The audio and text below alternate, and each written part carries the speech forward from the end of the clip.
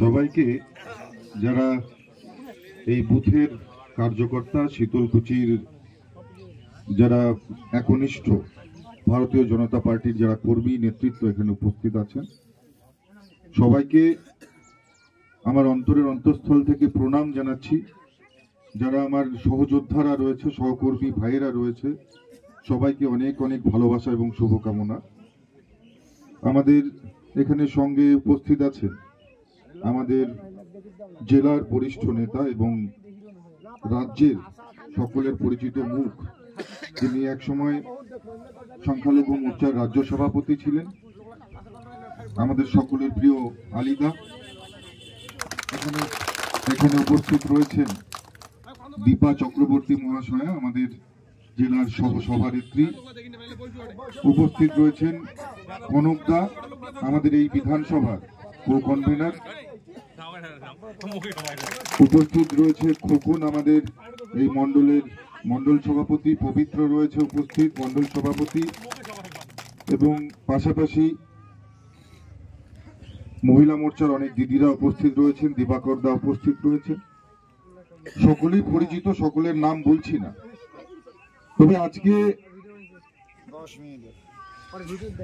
আমরা যখন এলাম সিতাই ব্রিজ পার করবার পর থেকে রাস্তার দুধারে যেভাবে মানুষ আমাদেরকে তাদের সহমত জানিয়েছে, কেউ বা হাত নেড়ে কেউ বা মাথা নেড়ে, এবং মানুষের চোখে আমরা যা দেখেছি যে সবাই চাইছে এই অত্যাচার, এই অন্যায়, এই যে একনায়কতন্ত্র চলছে সেটার থেকে মুক্তি পেতে। আজকে মানুষ একটা সরকার প্রতিষ্ঠা করে অনেক আশা অনেক স্বপ্ন নিয়ে, কিন্তু পশ্চিমবঙ্গের যে তৃণমূল শাসিত এই সরকার এবং সরকারে আসবার পরই যে পরিমাণ সন্ত্রাস চালিয়েছে, সেই সন্ত্রাস শীতলকুচির মানুষ অন্তত কোনোদিনও ভুলতে পারবে না। আমি এসে দেখেছি সেই সময় তৎকালীন আমাদের রাজ্যের যিনি সেই সময় রাজ্যপাল ছিলেন জগদীপ ধনকরজি, ওনাকে সঙ্গে নিয়ে বিধানসভা নির্বাচনের পরবর্তী ভোট পরবর্তী যে হিংসা হয়েছে, হিংসা কবলিত এলাকাগুলোতে আমরা দুজনে একসঙ্গে গিয়েছিলাম। গ্রামের পর গ্রাম যেভাবে তৃণমূল কংগ্রেসের হারমাদরা তারা গ্রামের পর গ্রাম বাড়িঘর বুলডোজার দিয়ে বাড়ি ভেঙে দিয়েছে, সেই করুণ দৃশ্য, সেই নৃশংস দৃশ্য আমরা দেখেছি। এবং আমার মনে হয় আপনাদের প্রত্যেকের সেই সব ঘটনা মনে আছে। অনেক বাড়ির মায়েরা বাড়িতে থাকতে পারেনি, রাতে লুকিয়ে থাকতে হতো কোথাও জঙ্গলে, কাউকে বা জঙ্গলে, কাউকে বা বাড়ির পেছনে গিয়ে। এই বিভীষিকাময় একটা পরিস্থিতি তৃণমূল কংগ্রেস সরকারে আসার পরে তৈরি করেছে। একটা নির্বাচিত সরকার কখনো এই ধরনের হিংস্রতা দেখাতে পারে, সেই নির্বাচিত সরকার যে দলের, সেই দলের নেতারা এই ধরনের পাশবিকতা দেখাতে পারে, এটা আমরা কখনো ভাবতে পারিনি। আমরা কংগ্রেস জমানা দেখেছি, বামফ্রন্টের যে জমানা, সেই জমানাও আপনারা অনেকে দেখেছেন। এই ধরনের যে পাশবিকতা, নির্মমতা, এটা এর আগের কোন সরকারের আমলে এই এলাকার সাধারণ মানুষ দেখেনি। অতএব তৃণমূল কংগ্রেস এমন একটা দল যাদের কোনো আদর্শ নেই, যাদের কোনো বিবেক নেই, যাদের কোনো মানবিকতা বোধ নেই, যারা শুধুমাত্র চোখ রাঙানি, মানুষকে ধমকে, মানুষের অধিকার কেড়ে নিয়ে, মানুষের অধিকার ছিনিয়ে নিয়ে যারা অধিকার খর্ব করতে চায়, যারা চেয়ার দখল করে রাখতে চায়, এরা হচ্ছে তৃণমূল কংগ্রেস। আজকে আমাদের এখানে বুথ প্রবাসের কার্যক্রম হচ্ছিল। কোথায় দাদা? জামিনীদা কোথায়? জামিনীদার বাড়িতে বুথ প্রবাসের কার্যক্রম হচ্ছিল। সেখানে ৬০-৬৫ জন লোক ছিল। আমাদের একটা ছোট্ট বুথ প্রবাসেও কি ধরনের কত জনসমাগম হয়, এটা তৃণমূল কংগ্রেসের দেখে শেখা উচিত। ওদের ডাকে তো ৫টা লোকও আসে না। আমি বলবো ভাই, তোমাদের যদি করার ক্ষমতা থাকে, আমরা ৬০ জন নিয়ে করেছি মিটিং, তোমরা ১২০ জন নিয়ে করে দেখাও একটা বুথে। সেই ক্ষমতা তো নেই, সেই মূঢ়ত্ব নেই। ওরা এক কথায় আমাদের সাংগঠনিক ক্ষমতা দেখে ওরা নিজেরাই ভয় পেয়ে যাচ্ছে, এবং ভয়ের ফলেই এই ধরনের ঘটনা। আমি বলেছি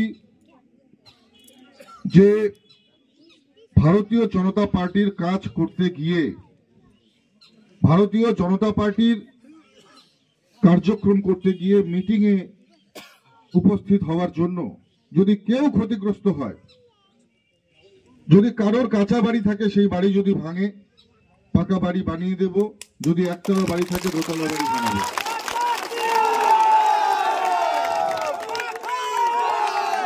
আর এখানে আজকে আপনাদের সবার সামনে দাঁড়িয়ে বলে যাচ্ছি, যামিনী তার বাড়ির উপরও অত্যাচার হয়েছে, এখানেও ভাঙচুর হয়েছে। অতএব বাড়ি কালকে থেকেই যে পুনর্নির্মাণের কাজ কালকে থেকে যামিনী দা শুরু করবে,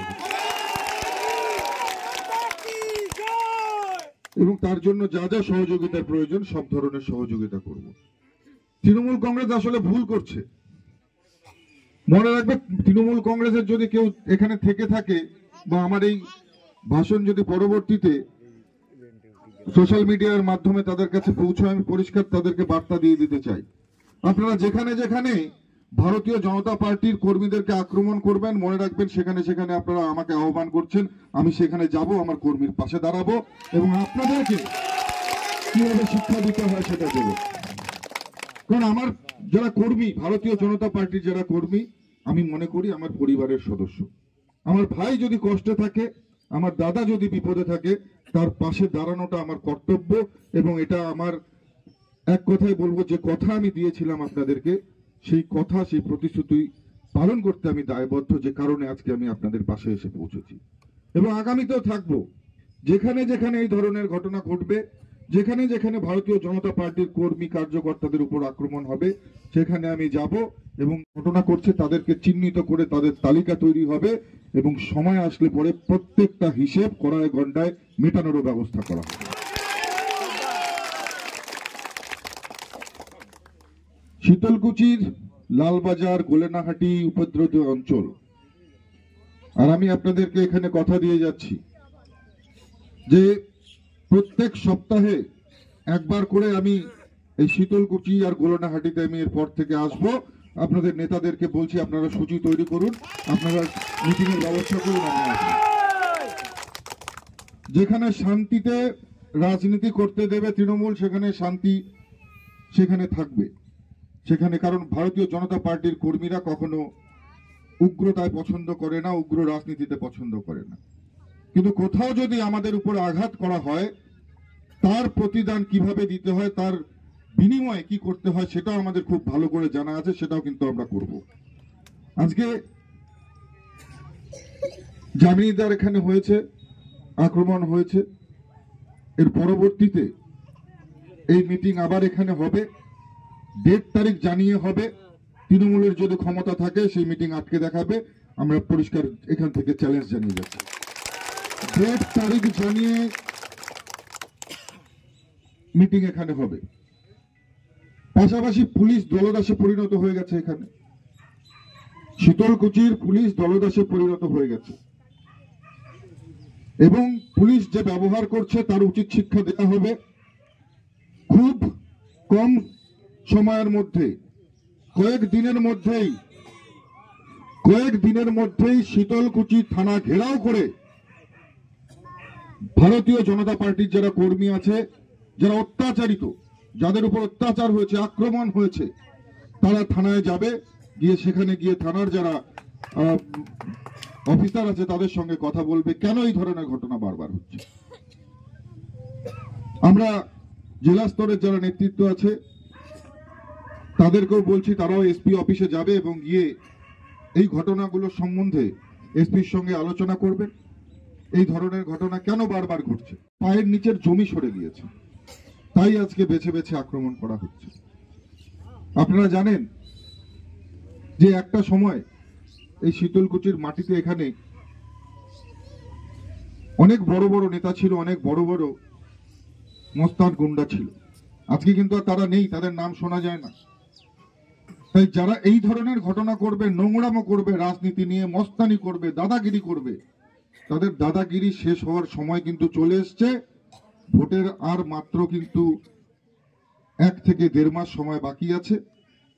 আর যেদিন নির্বাচনের রেজাল্ট হবে, এই যারা গুন্ডা বদমাইশ আছে তাদেরকে আর খুঁজে পাওয়া যাবে না। আর তারপর কি করতে হবে রেজাল্টের পরে, সেটা নিশ্চয়ই আপনাদের খুব ভালো করে জানা আছে। কি জানা আছে তো? এই গুন্ডা মস্তানদের বলবো মস্তানিটা কম করতে।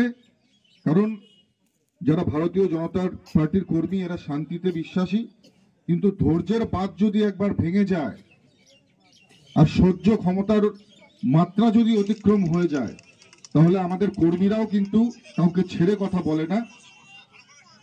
সেটা আমি ভালো করে তৃণমূল কংগ্রেসের যারা হারমাত তাদেরকে বলে দিতে চাই। এখানে আর দেরি করব না, আমাদের আরেকটি কার্যক্রম রয়েছে, মিটিং রয়েছে, সেখানে যেতে হবে।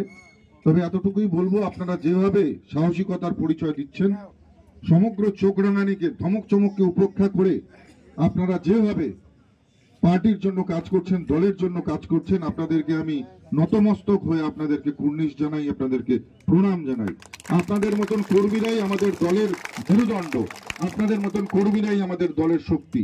আর আপনারাই পারবেন এই শীতলকুচিকে সন্ত্রাস মুক্ত করতে, আপনারাই পারবেন শীতলকুচিকে এই যারা একেবারে হিংসার বাতাবরণ তৈরি করেছে, এই হিংসার বাতাবরণকে পরিবর্তন করে গণতন্ত্রের বাতাবরণ নিয়ে আসতে, শান্তির বাতাবরণ তৈরি করতে। সবাই যাতে সুখে থাকে, মা বোনেরা যাতে সুখে থাকে, আমার ছাত্র যুব যারা ভাইয়েরা আছে, যারা শিক্ষিত বেকাররা আছে, তাদের যাতে সঠিক কর্মসংস্থান হয়, আমরা নিশ্চিতভাবে এমন একটা পরিবেশ আমরা সবাই মিলে তৈরি করব। সবাইকে অনেক অনেক ধন্যবাদ। সবাই ভালো থাকবেন, সুস্থ থাকবেন। আমি আবার আসবো, যেভাবে বলেছি নেতাদেরকে, সূচি তৈরি করলে পরে প্রত্যেক সপ্তাহে একদিন করে আমি এলাকায় আসবো। সবাই মিলে বলুন, ভারত মাতা কি, ভারত মাতা কি, ভারত মাতা কি। ধন্যবাদ সবাইকে।